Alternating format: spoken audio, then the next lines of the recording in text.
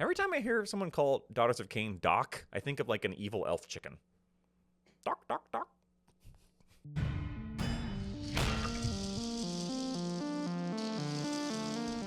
Hello and welcome to Miniatures Rundown, continuing with our coverage of Age of Sigmar 4.0 faction packs with the Daughters of Khaine.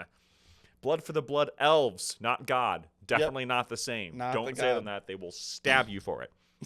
So, Daughters of Khaine, I would like to posit, since they came out in first edition, Daughters of Khaine have never been bad.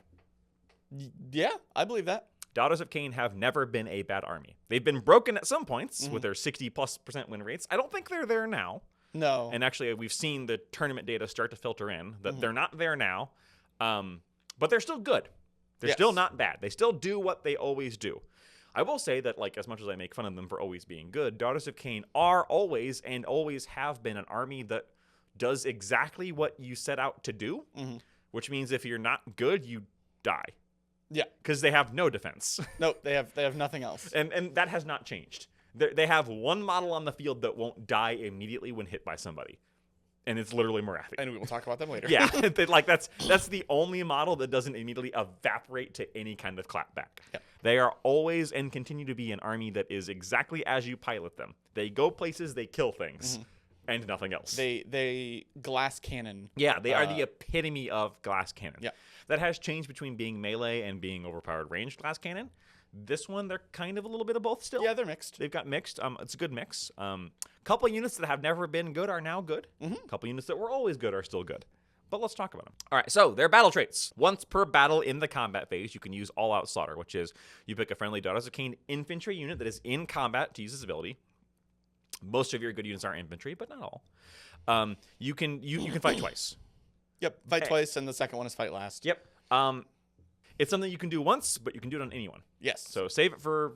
Basically anyone that's not on a horse, which is probably not going to want to fight them anyway, or Morathi herself. Now, the really only real problem with this one is, like we said, your units are really glass cannony. Yeah. And so they're going to have to fight, survive, and then fight again. Yeah, and unlike Varengard, they're not going to survive that clapback easily. No. You have some tricks to get alive, but not much. I feel like this in particular is too restricted.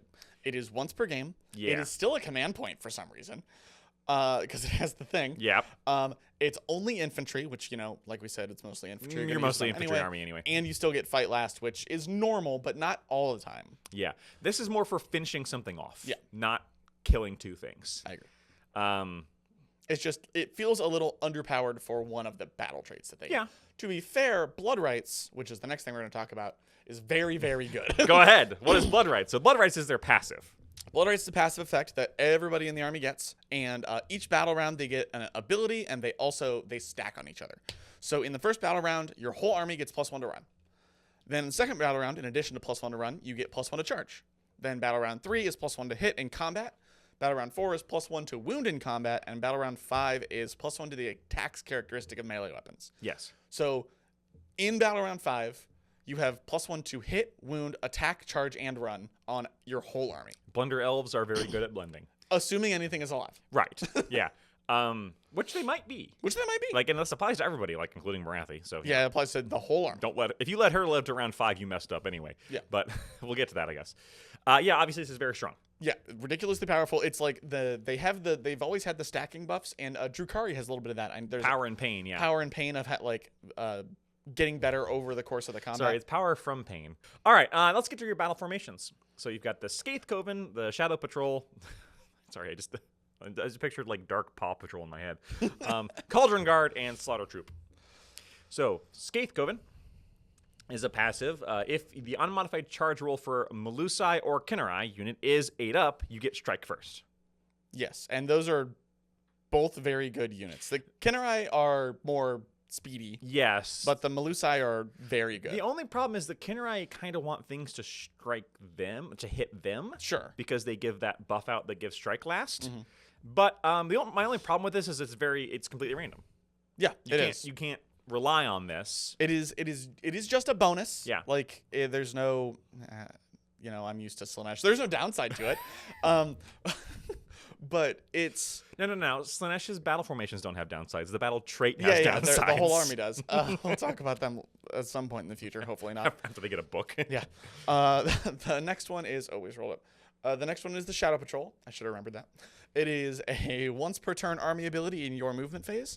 You can pick a friendly Daughters infantry, roll a dice on a 3+, remove from the battlefield, and set it up again anywhere more than 9 inches from enemy units. And it has to be not in combat to do that. Yes, not in combat to do it. So it's very similar to the Vanguard. Yep. Actually, almost exactly identical to the Vanguard for Stormcast. Yep. It's fine. And it is pretty good. 9 inches means you might have trouble making the charge. Sure. But, you get +1 to your charge roll. Yep. You get +1 to your charge roll starting on turn 2. And Which you probably wouldn't do this until turn 2 anyway. some of your stuff doesn't even necessarily want to charge. Right. It just wants to get in range or get into a And this can help you steal objectives. This can put your bow snakes in bow snake range. You can put your Doomfire Warlocks in fireball range. Not Doomfire Warlocks. They can't teleport. They're not infantry. Yeah. Sorry. I was about to say Demarathi, but she's also not infantry. And teleporting Marathi says hi. No, they can't do that. I like that one better. I do too. Since it is also a random chance. Yes. So you could still fail it, but it's teleporting is really strong. And the nice thing is win and I games. think we messed this up on our original Stormcast one. If you mess up, you can still move after this. They did errata that after the fact. Yes. Originally, it was a core ability. So if you rolled it and failed, you used a core ability, so you couldn't move. But now you can. So if you fail, you can't move after this because you can never move after somebody you is set up. Right. But yeah, so I like that one a lot. Yeah. Next one is Frenzied Devotees. This is once per turn and the end of any turn. Pick up to 3 friendly infantry or war machine units. So infantry or your T-posing shrine. Yeah. Or the cauldron. That are in combat. And for each target, you make a pile-in. Then pick an enemy unit in combat with a target and roll a d3. On a 2-up, inflict amount of mortal damage on the enemy unit equal to the roll. I don't like this one particularly for the same reason I didn't like it in Skaven for Pestilence, because it's pretty much identical. Yeah. It's a free pile-in at the end of the turn that can be very useful. You could get an objective with it. And it's a few mortals, or you can get an objective. You can tag an enemy unit that doesn't want to be tagged. Sure. And then your opponent has to pull back when they didn't want to. This can be a win more where you murdered your opponent's screens and then pile into the stuff they were trying to screen. You don't get to fight, but you might do some mortals. But also, they don't get to fight because it's the end of the turn. Right. Which is the downside of piling into something in the combat phase. This has its use. It's probably my least favorite. Yeah, I agree. But it does have use. I won't say it's bad. I could see it being definitely useful, especially if you want to do the playing around with the War Machines game. Yeah. My problem with it is that there's not a lot of screens in Sigmar right now. Not really. Stuff just dies so fast that nowadays you don't really bother screening. You just kind of have tough units. Get there first or be tough. Yeah. And last up is the Slaughter Troop, which is a once per turn army reaction. You declared a charge ability for a friendly Daughters of Khaine elf unit, so not the snakes and not the Karenai. Right. Change one of the dice in the charge roll to a 4. So it is a minimum 5 or 6 inch charge. Right. Which is kind of nice. This is mitigation. It's not great. The problem is that it's after you declare and before you roll. Yep. So you have a 4 and then you roll the other one. You're maxing out at 10, so it makes your charge from 5 to 10. Yeah. I mean, it can help you not miss those 3-inch charges, which sometimes does suck. Yeah. Or if the opponent does you move within 3 and then they redeploy, so right. You can't get the charge, you'll be like, okay, then I'm gonna guarantee it anyway. It's fine. Yeah, I don't like that one particularly either.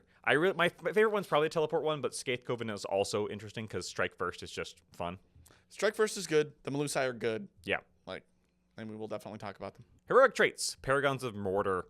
All right, at the end of any turn, Master of Poisons. Pick an enemy unit that had any damage points allocated to it this turn by this unit's combat attacks, and for the rest of the battle, the target cannot be healed, and slain models cannot be returned to the target unit. That can be absolutely brutal. Most of your heroes aren't going to survive. Right. But you don't have to have this happen. So it's the end of the turn. Any damage coins. So it does have to be alive at the end of the turn to use the ability. Oh, right. Yeah, because then he's not on the field. But then it's for the rest of the game, after you've used the ability, it's gone. This is very, very situational, which I find annoying for some of these. And it's going to be really, really good against the undead teams and the Skaven that bring stuff back and all that stuff. But it's going to be bad against most other things. Well, it's gonna. There's some things that's gonna anti-meta if you're having trouble with. Like if I'm playing the Karazai build and somebody disses the Karazai, I'm like flipping. I'm table flipping. Well, and again, they would have to survive Karazai. He's like, just bap. Yeah. So yeah, I don't love that one. Yeah, me either. Next up is Bathed in Blood. End of any turn. Heal 3 on this unit if it is in combat. That one I like probably the most. I like that one. I like that one a lot. But except for the next one. Yeah. Which is passive Zealous Orator. If a friendly unit wholly within 12 inches of this unit uses the rally command, you can make 3 additional rally rolls of d6. I love that one the most. I like that one a lot too, especially because you're going to kind of get like shot up as you're entering, unless you're against like Khorne or something. Yep. So you're going to want to heal back up as much as you can before this you helps you top off. Most of your models don't have a lot of health. Nope. The ones that do can't heal. Marathi. Yeah. So you have pretty good chance to because bow snakes have what, 2 health? I think so.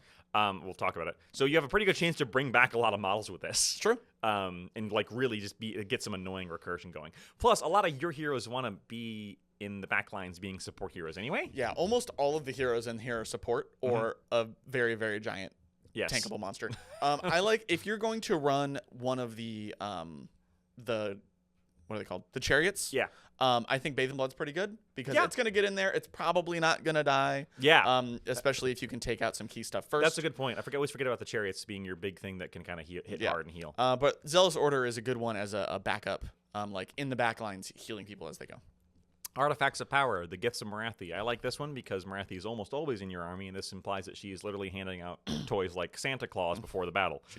So there's a crown, a pendant, and a shadow. And what do you want for Christmas? Eternal life. You get a crown. You get a. All right. First up is the Khainite pendant. Once per battle in your hero phase, pick an enemy Daughters of Khaine priest, wholly within 12. Give that unit D6 ritual points. Boom. Good. Love it. That's real strong. Love it. Love it. It's only once per battle, but hey. Yeah. It can help you get it off early or help you get that points when you need it. Yeah. And you can do it during the hero phase, so you can save it for when you need it. True. Crown of Woe. Subtract 2. This is a passive. Subtract 2 from the control scores of enemy units while they're within 9 inches of this unit. Not bad, but it's not D6 free ritual points. I will tell you what it doesn't do. It doesn't make me say whoa. Oh, I hate you. I hate you so much. Thank you. Yeah, that one's not great. Control scores don't matter if you kill stuff, and guess what Doc wants to do? Yeah, and Doc is not going to survive on a point with somebody else. They're going to kill them or die. Right. Next up is the 7-fold Shadow once per battle in your movement phase. If this hero is not in combat, remove from the battlefield, set it up again on the battlefield more than 9 inches away from all enemy units. That's real good. It's pretty good. Yeah, that's great for teleporting if you use that with the Shadow Patrol. Great for teleporting a hero next to those units. Yeah. Because you can do both. Yep. It's only once per battle, but you're probably only going to need that once per battle. True. You can use the thing, roll the D3, teleport the unit, and then go, haha, I did it, and teleport with the crown. Or the shadow. Whatever. Yes.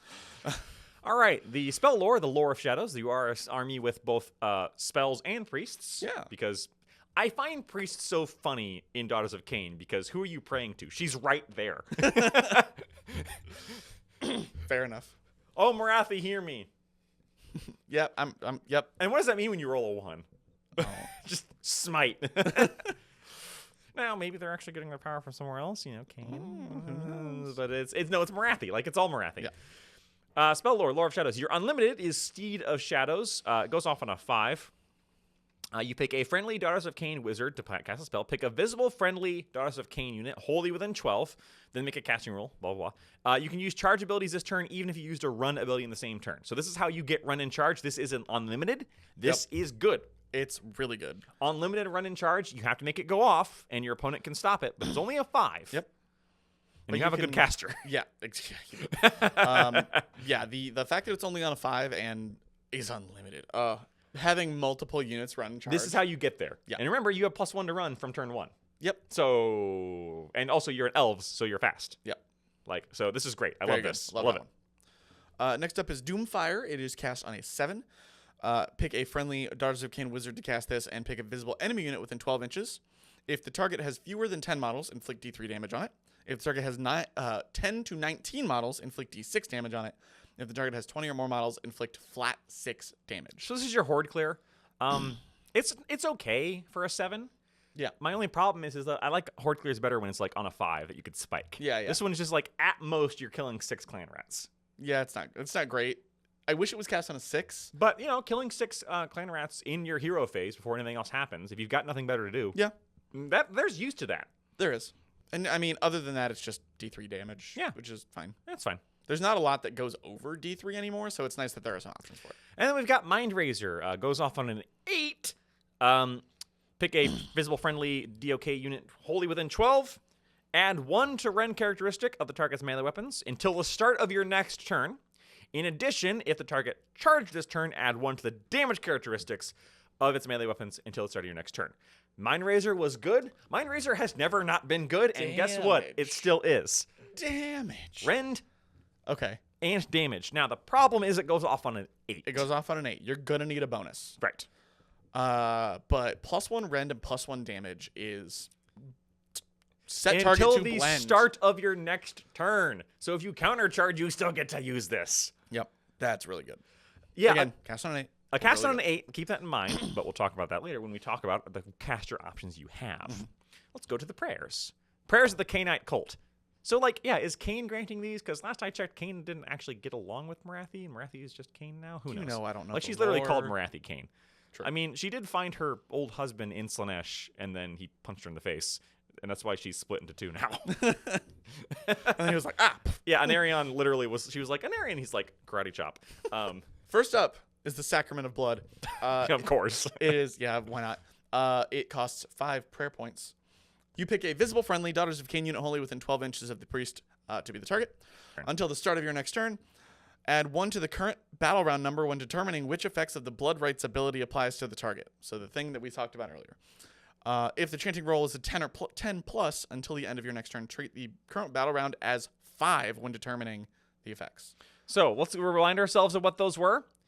So +1, if you use this round 1, you would give your target +1 to charge. Which can be good. If you used it round 2, you would give them +1 to charge and +1 to hit. Yes. Used it round 3, you'd give them +1 to wound in addition to the +1 to hit. And if you goes off on a 10 up, remember, you have D6 free ones, add +1 to attacks. Yep. And this could stack with Mind Razor. Yeah. Daughters of Khaine remain what they always were. You buff one target and murder something into the to a blood cloud. I am imagining, like... By the way, that's your unlimited prayer. That is the unlimited one, so you can do it. But it goes off on a 5, so you're probably not going to... Probably not. Unless you, like, bank some points from previous turns. And save it for when you need it? Yeah. And then throw 3 things of Witch Elves into somebody and just watch them... Well, I was thinking, because you can do the run and charge spell, and Mind Razor, and this, to give them +1 to all those things, and it's just like, here, you're going to move, 13 inches, run and charge. Kill target player, yeah. Yeah, target thing dies. That's good. Yeah, it's very strong. The next one, Martyr Sacrifice. These all, by the way, are all great band metal album names. Oh, yeah. Sacrament of Blood, Martyr Sacrifice, Covenant of the Iron Heart. Martyr Sacrifice goes off on a 4. You pick a friendly, visible friendly Daughters of Khaine unit wholly within 12. Until the start of your next turn, each time a model in the target unit is slain by a combat attack, before removing the model from play, pick an enemy unit in combat with the target and roll a dice. If the chanting roll was 8 up, roll 2 dice. For each 5 up, inflict a mortal wound after the fight ability is resolved. So it's not fight on death, it's death mortals. Yeah, it's death mortals, which is okay. It's fine. Like, your units max out at 20? Yeah. Like, so... If you know a unit is not going to survive clapback, yeah, and you want to deal some mortals, casting this on somebody who you know is going to get hit could be a really nice porcupine. That's true. Okay, yeah, go ahead, hit me. I'll get some free mortals on you. And depending on what's hitting you, like, if a unit of Varangard charges into you, they've got 5 wounds each, or 5 or 6 wounds, I forget. I think it's 5. 5 wounds each, and yeah, they charge you and they kill 20 Witch Elves. So they killed 20 Witch Elves, and if you did this on a 4, you've got 4 mortals on them. Because it's 1 out of 3. So 6, 7 mortals. Yeah. That's a dead Varangard. Do this on an 8 up, and You're it's rolling like 40 dice. It's like 14 mortal wounds. Yeah, like suddenly that thing becomes a thing I don't want to kill with my hammer. Right. Someone like Karazai hates this. Yeah, agreed. And it lasts until the start of your next turn. So you can preempt this. That's true. Put someone into something and then go, all right, hammer me back. I dare you. Yeah. I double dog dare you. You could do take the center. Yeah. Just put a big unit in the middle and like take the center, buddy. And then hope your opponent doesn't just shoot you in the face. Yes. This does not work on shooting It does armies. not. It's But man, does it work on melee. Yeah, fighting only. And of course, if I'm Skaven, I'm just going to throw Clan Rats into it and just like laugh as everything dies. Maniacally puts your goggles on. Yeah. The last one is the Covenant of the Iron Heart, as you mentioned before, the heavy metal title. Also goes off on a 4. You pick a visible friendly Daughters of Khaine unit wholly within 12. All of these are wholly within 12. Ignore negative modifiers to the target's control score until the start of your next turn. In addition, the chanting rolls an 8+, add 5 to the target's control score until the start of your next turn. It's fine. It's not that control score doesn't matter. It does. But man, it's not. I don't think personally, I don't think it's where this army's strength is. I agree. But there are times when it's what you got to do. Mm-hmm. And it could work on Marathi. It could. Yeah. Giving her +5 to target control score is, Yeah. Take it from me, I dare you. Yeah. And especially with the fact that she'll never die. Right, and she's already got 5 control score, so. Yeah.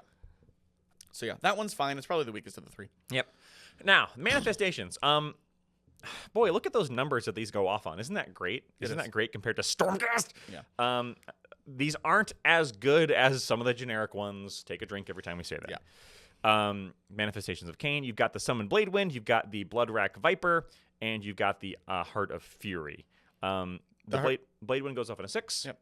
Viper goes off on a 6. Heart of Fury goes off on a 5. It should be mentioned the Heart of Fury is a prayer, a manifestation prayer, not a manifestation spell like the other two. Yeah, it goes off on a 5. Sorry, of prayers. So the Bloodrack Viper is an endless spell with 10 health.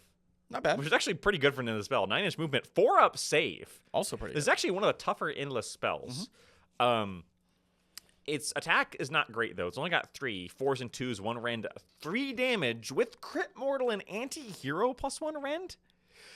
Its ability is also you can pick an enemy infantry hero in combat and then roll a dice on a 3-up. The target has strike last. So it's like a hero hunting endless spell. Why did it have to say infantry hero? If it just said hero, like It'd be a lot better. it'd be a lot better. It's not bad.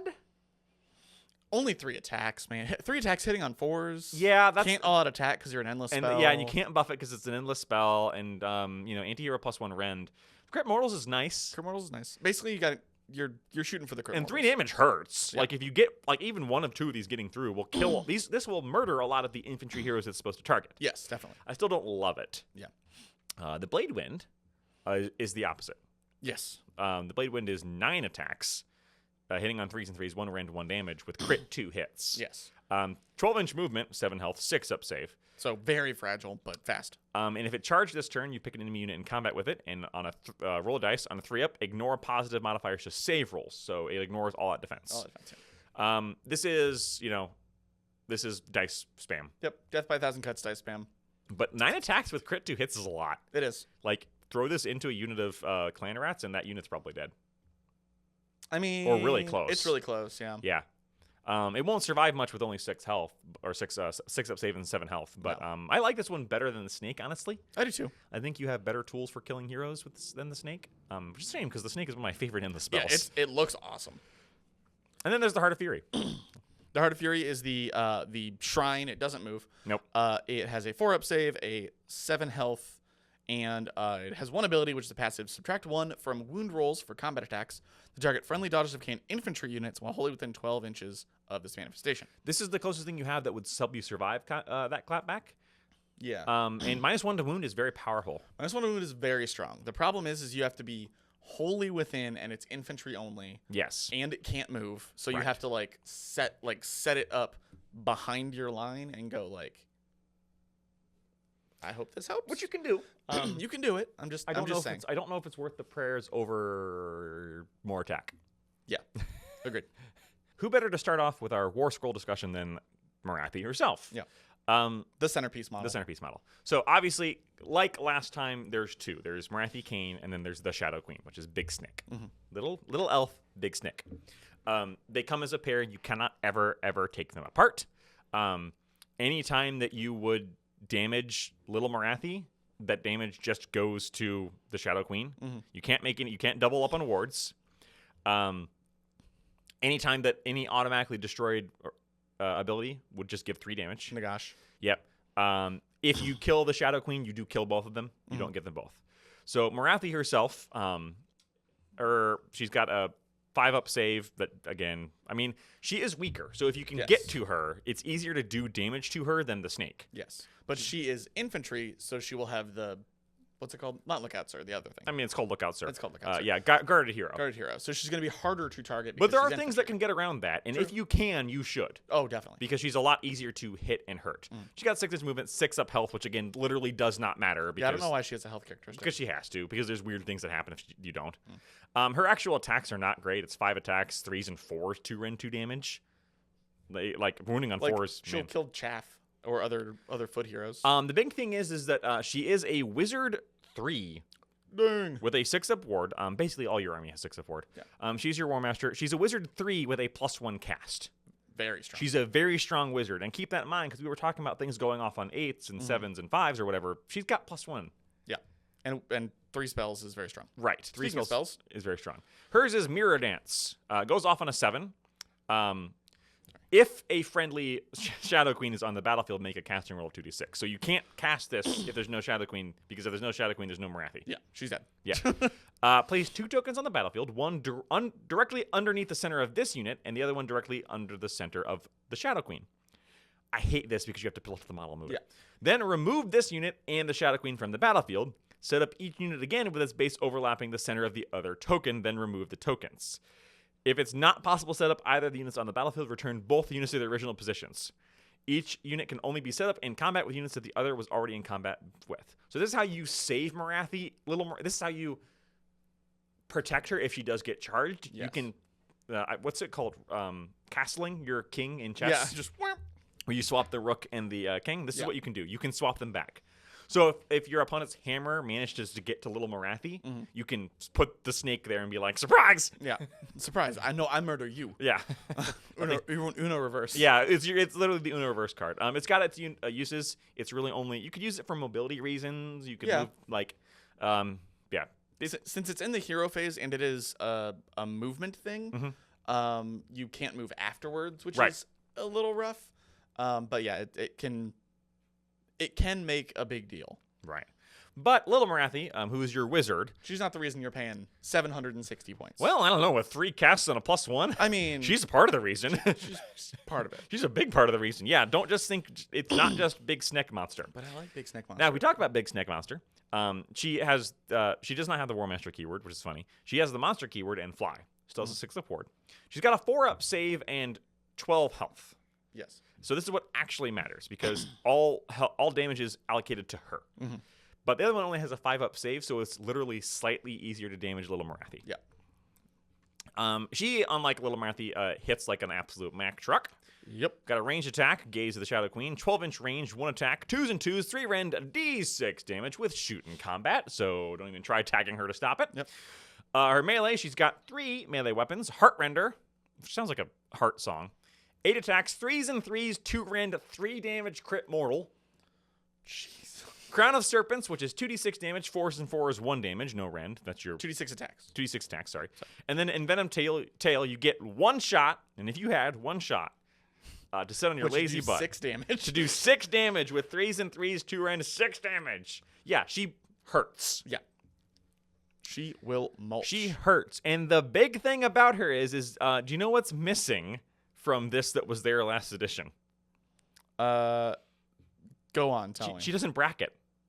Oh, no, you're right. She doesn't Last bracket. edition, it was very, very important to hurt Morathi as early as possible. It still is. Yeah. Because she bracketed. And she got notably worse as she bracketed. She no longer brackets. Yeah. Brackets at all. If you remember what bracketing means, it's get worse when as you get damaged. Yeah, damage table. No, she doesn't. Yep. She just stays mad. And like she will kill hammers. Yes. Like she will kill Varangard. It doesn't matter. So yeah. Now, a big effect is that she has the Iron Heart of King, which is basically the same as it was last edition. You cannot allocate more than 3 damage points to this unit each turn. Not round, turn. Once 3 points have been allocated to this unit in a turn, any further damage points are ignored. You can never heal her, though. Right. And you can't auto-destroy this one either. She just takes 3 damage. So it's important to try and damage her 3 damage every turn during yours and your opponent's, if at all possible. Yeah. That can be challenging. Yes. As a Marathi player, your goal is to not let that happen. Correct. Because you want her on the field as long as possible. To be doing spells. As someone's fighting her, you want that to happen. Yes. Because she's how many points? 760. 760. So more than a third of your army. Yes. She's a lot of your points. Oh, she's also got a once per turn ability in the combat phase. That is her rampage. Pick an enemy unit in combat on a roll a d3 on a 2-up, inflict an amount of mortal damage. If any models are slain by this ability for the rest of the turn, add +1 to the attacks characteristic of all melee weapons used by Kinnerai and Melusai units while they're wholly within 12. So that's also very good. Yes. Yeah, is she an auto take? No. She is not an auto take. She is not an auto With take. the points that she is at, she's not an auto take. She very much dictates your army and strategy. Yes. Now that being said, she's really strong. She's real good. Yeah. She's the best caster you've got by far. I think she's worth 760 points. I agree. I think she is. It obviously depends on how fast your opponent can like nail her and like. The hard bring her part down. is that because she no longer brackets, putting your hammer into this to deal that damage is not. Yeah, you You again. won't have a hammer after that. The Varangard come in, fight twice, doesn't matter. You're gonna hit for 3, and then she will kill all of them. This is the problem with her, and this is what makes this so interesting and so frustrating for a lot of folks. I'm always on the fence about Marathi because I think it is good design, kind of. But It is an interesting design space. It's interesting design space, but I hate this so much. Yeah. Because it means that your hammer is wasted on her. She only has a 4-up save and a 6-up ward, so she's not super durable, but she's durable that you also just can't chaff her. Right. Now, something that they have lost, because previously, last edition, Marathi was impossible to tie down. Yes. That's gone. She can't teleport if she's in combat. Unless, well, you can only teleport her with Little Marathi. Yeah.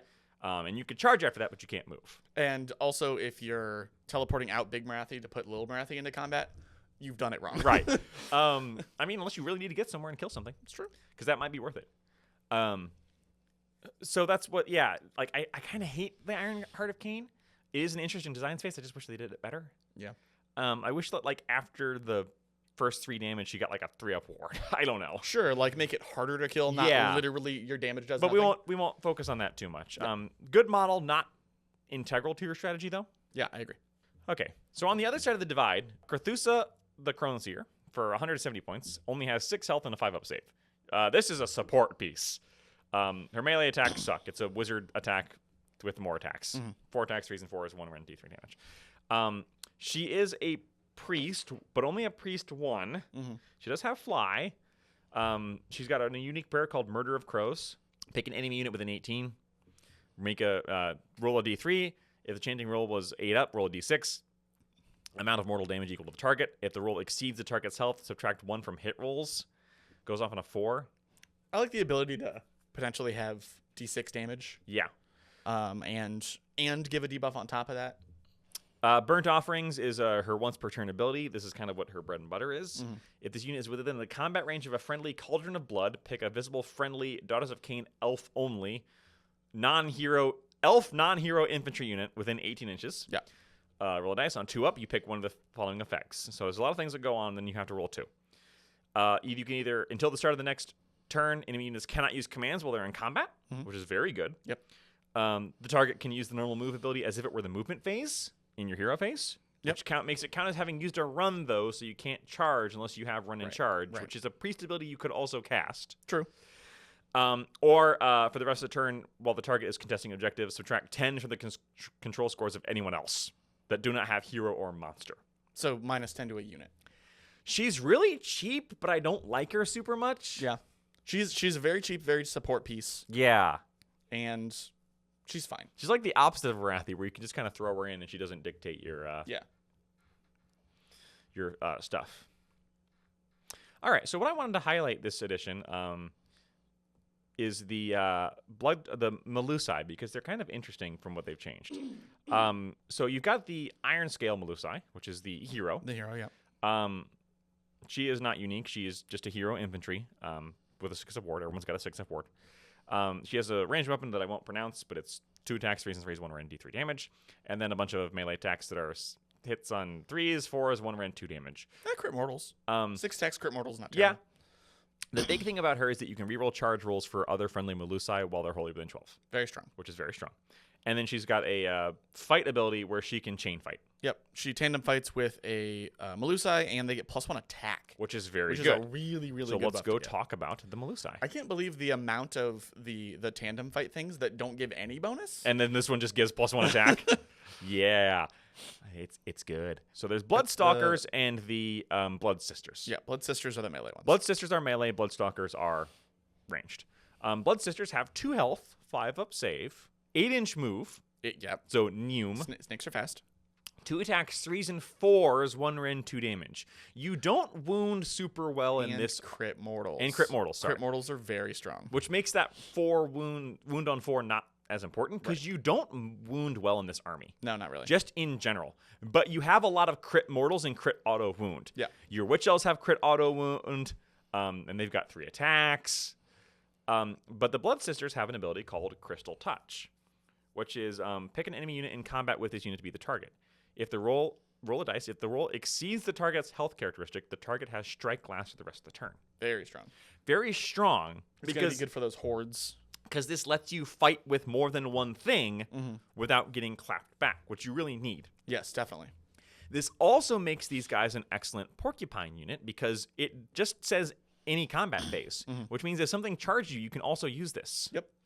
And the roll exceeding the target's health characteristic, like, even if it's like a 2 health unit, even if it's Stormcast, Yeah. there's a pretty good chance. Yeah. Like this, 66% chance to give strike last. yeah, Very strong. this ain't great versus Varangard, No. but it also doesn't cost you anything. How many points are they? Blood Sisters are 140 for 5. Yeah, 140 for 5, so 10 wounds. Sounds about right. Squishy. That's about where or a little more expensive than Stormcast, but they're Yeah. also faster. Yes. The Blood Stalkers, on the other hand, have the same stats. They have a worse melee weapon, obviously. This is your bow version. 18-inch range, which is good. 3 attacks, which is good. Yeah. 3s and 4s, 1 rend, 1 damage. But crit auto wound makes that 4 not so bad. And if this unit has not used a move ability and was not set up this turn, shooting attacks score crits on a 5-up. And an 18-inch range is real good. Yes. How many points are they? Also 140. That's real good. That is real good. They're your ranged bread and butter. Being able to put out like a max unit for 280, putting out, what is it, 19? No, sorry. 30 attacks? Because it's, a max unit is 10 models. It's 10 models times 3. Yep. So 31 attacks. 31 they have a attacks, champion. critting on 5s. Yeah, they have a champion. So critting on 5s, that's a lot of damage. That's a lot of damage. Yeah. The only real downside with them is they don't get the benefits from the Blood Sister thing. No. All of it's melee. Yeah. So. But you still want them because you need the ability to poke out in a ranged thing. Agreed. I don't think Daughters of Khaine is a ranged damage army like they were for a lot of the last edition. Yeah, where previously it was like, oh, you put 70 shots of bow snakes on the board and your opponent's dead. Yeah. Speaking of ranged damage, let's talk about the Doomfire Warlocks. They are a cavalry unit, the only cavalry unit in the army. Yeah, interesting. They are 14-inch movement, a 3 health because most cavalry went to 3, 5-up save, and 1 control. They have a Doomfire crossbow. They used to be their spell. Yeah. It's range 10, 2 attacks, 3s and 4s, no rend 1 damage, so a little plinky damage. They have 2 melee weapons, which are the Cursed Scimitar, 2 attacks, 3s and 4s, 1 rend 1 damage, and 2 attacks, 5s and 3s, no rend 1 damage companion, so they have a vicious bite. Then their only ability is Outmaneuver, which is a passive. Whenever they use a redeploy, they treat a 1 through 3 as a 4 instead, which can be very, very strong. But the reason I like these guys is they're a wizard. Wizard 1. They are a non-hero wizard. We've talked about why And these are good. That means they're good. They're a non-hero wizard with 14-inch move. Yeah. How many points are they? 150. They're a little expensive. I still think you bring a unit of these just because they're a non-hero wizard. They're a non-hero wizard. They're with 15 wounds. They're actually kind of decently tough for like a Yeah, you get fast-moving 5 unit. of them. They're not bad for that. They're not bad. They're not a damage dealing unit, but they're a wizard. They're fast and they are hard to catch. Right. Now, your other wizard option is the Bloodrack Shrine, which is expensive. Yes. More expensive. It's pretty good, but it doesn't have any bonus to cast or anything like that, and it's only a wizard 1. 220. Yeah, 220 points. The other, the Hag Queen on Cauldron is your priest option. Yeah. You do have the Bloodrack Medusa as your other wizard. She's the one who I don't recognize this model you can build her from the shrine if you don't build. Oh, okay. Yeah. So sorry, the Bloodrack Medusa, not Melusa. You can tell that's So basically, if you build the priest, you get this as Yes. a foot hero. Yes. They do that sometimes. Yep, and the Hag Queen is your foot priest. Yep. So unlike, you do have a foot hero wizard. Again, though, she's only a wizard 1 with no casting bonus. Yeah. She's not bad in combat, like 5 attacks, 3s and 4s, 1 rend, 2 damage. Again, she'll kill some chaff. And she has the Bloodrack Stare, which is does mortal wounds. She can also chain fight with other Melusi. Yep. So she's not bad. Your Hag Queen is your priest. She can give someone a ward 5 up on a 3 up. Yeah, interestingly, that's not a prayer. Nope. So she can do that and pray, which is kind No, of nice. it's just an ability. She's giving out drinks. And the hag, yeah, She's she's handing like, out drinks. hey, you want? And the Hag Queen is 140. Yep. Your Slaughter Queen's your other priest. You can have a foot version or the version on the Cauldron of Blood. So man, these guys have tons and tons of options. For, Yes, for you have priests lots of and priests, wizards. and a couple wizards, but only 1 foot wizard besides the cavalry, which are the closest thing to your foot wizard as well. But that's kind of makes up for that. The cavalry are competing with your Kinneri for the unit, the prospector unit. Mhm. Yeah. So the problem is with using the Doomfire Warlocks is that life takers are only 90 points. Yeah, they're cheap. They're cheap as chips. They're 2 inches less movement, 1 less health.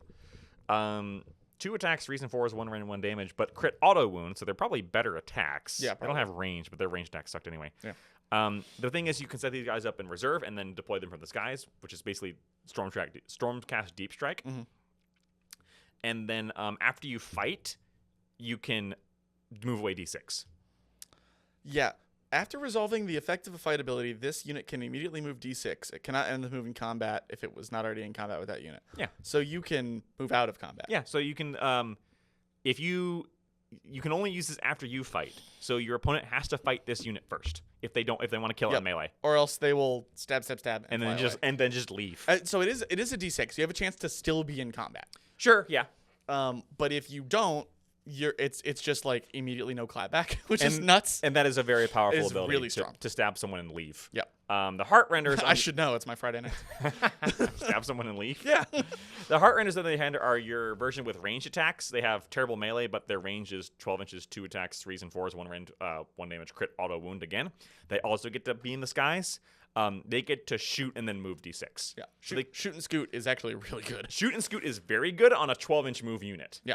So for the cheaper points and the fact that you have other good wizard options, I actually like the Kinneri better than the Doomfires. But it's close. I don't. Okay, so here's the thing. I think if you take Marathi, I agree because you got a spell, you get a wizard 3, you get all the spells you really need. Yes. And then you need some other little cheap stuff. Yes. If you're not taking Marathi, I think I like the Doomfire Warlocks better because they're mobile wizards and you have some extra points to kind of deal with it. 14-inch movement is not to be underestimated. Yeah. Especially if they're casting, which means you can run all you dang down plays.